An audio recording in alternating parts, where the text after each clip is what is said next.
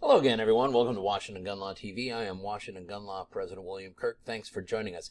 Hey, this past summer we had a decision come out from the United States Supreme Court, New York Pistol and Rifle Association v. Bruen, which was not only a landmark case for the here and now, but had some very long-lasting and positive implications for us moving forward as it comes to your Second Amendment rights. We're beginning to see some of the effects of that in a very, very positive way. And sometimes we even see them in ways that we never thought possible. So we're going to spend a few minutes today and talk about, is requiring serial numbers on firearms unconstitutional?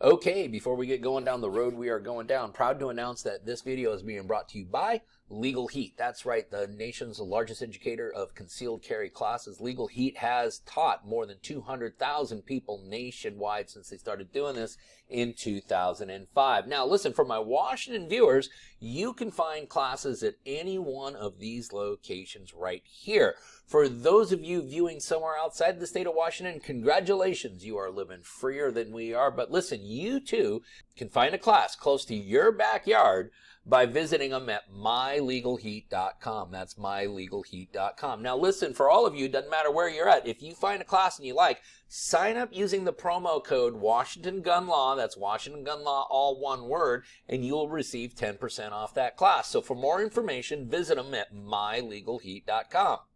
Okay, so the issue we're talking about today is a very interesting case that has come out of the Southern District of West Virginia. It's a case called United States v. Price. We'll talk about it in a minute.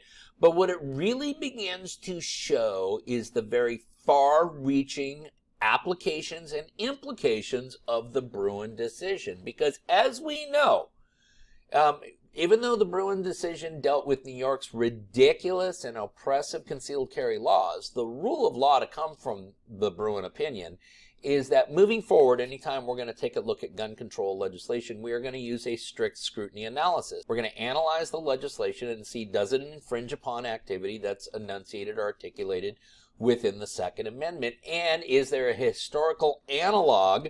That is, there's some type of history of us allowing this type of restriction. And if it is activity which is covered by the Second Amendment with no historical analog as far as that type of restriction, then it is per se unconstitutional. Now, this is the important thing. When we talk about historical analogs, we're not talking about what's happened in the last 10, 20 years. No, no, no. If you read the Bruen opinion very carefully, we go all the way back to the late 1700s. Was there a historical analog for that type of restriction when the Second Amendment was drafted? Okay, and that is a huge distinction. And so as we begin to move forward in the post-Bruen era, this is a very important point to make, that the historical analog goes back to the time in which the Second Amendment was drafted. Now let me explain to you how this can be effective. Okay, let's talk now about the case of United States v. Price. Okay, so Price was charged with possession of a firearm with an obliterated serial number. That's a violation of 18 U.S.C. section 922 subsection K, okay? And Price's attorneys moved to dismiss charges against them on the grounds that the statute that they were prosecuting him under was unconstitutional. And one of the arguments they made was, hey, listen, if we go back and we look at Bruen and we take a look at what is permissible gun control regulations, there's no historical analog for the serialization of firearms going back to 1791. And there's many reasons for it, but it is an absolutely truthful statement. Now, here's the interesting thing, okay?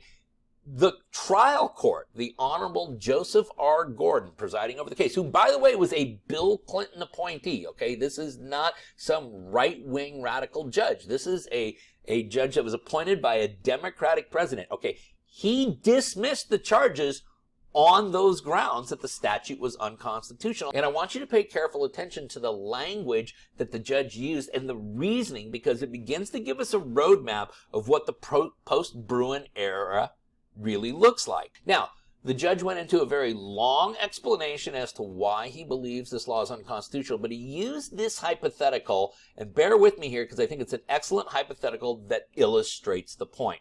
Assume, for example, that a law-abiding citizen purchases a firearm from a sporting goods store. At the time of the sale, that firearm complies with the commercial regulation that it bear a serial number. The law-abiding citizen takes the firearm home and removes the serial number. He has no ill intent and never takes any otherwise unlawful action with the firearm. Contrary to the government's argument that Section 922K does not amount to an infringement on the law-abiding citizen's Second Amendment right, the practical application is that while the law-abiding citizen's possession of the firearm was originally legal, it became illegal only because the serial number was removed. He could be prosecuted federally for his possession of it. That is the definition of an infringement on one's right to possess a firearm. But then the judge gave an additional example which went like this. Now assume that the law-abiding citizen dies and leaves his gun collection to his law-abiding daughter. The daughter takes the firearms, the one with the removed serial number among them, to her home and displays them in her father's memory. As it stands, Section 922K also makes her possession of the firearm illegal, despite the fact that it was legally purchased by her father and despite the fact that she was not the person who removed the serial number. These scenarios make clear that Section 922K is far more than a mere commercial regulation the government claims it to be. Rather, it is a blatant prohibition on possession. The conduct prohibited by Section 922K falls squarely within the Second Amendment's plain text. And there is no historical analog when we go back to the correct time period for why a firearm must be serialized. And we all know that, yes, the government claims that serialization is necessary to regulate the industry, and there may be some truth to that. But we also have to acknowledge that the first step to a gun registry, and the first step to gun confiscation being a gun registry, of course, is the serialization or markings and traceability of every single firearm. Okay, so once again, the case is United States v. Price. We're going to put the link for the case down below so that you can track it. Now, again, don't get too excited here for a couple of reasons. Number one, this is an opinion that only applies in the Southern District of West Virginia. Number two, I'm sure the United States government is going to appeal this, and there will be more to follow on this. There's no way they're going to bend over and take this. And three, this does not absolve any manufacturers right now of having to serialize any federally regulated part. So we will have to watch this very carefully. I'm sure there will be additional developments, but it really gives you an excellent illustration of what the post-Bruen world may look like, which is if there's not a historical analog, and that historical analog going back to the late 1700s, then in all likelihood that regulation will be unconstitutional. Listen, if you have any more questions about this case or anything else related to your Second Amendment rights, remember you can always contact us at WashingtonGunLaw.com, or of course you can call us directly at 425-765-0487. Now let's remember, part of being a lawful and responsible gun owner, like we talk about all the time here at Washington Gun Law, is to know what the law is in every situation and how it applies to you in any instance that you may find yourself. Until next time, thanks for watching. Stay safe.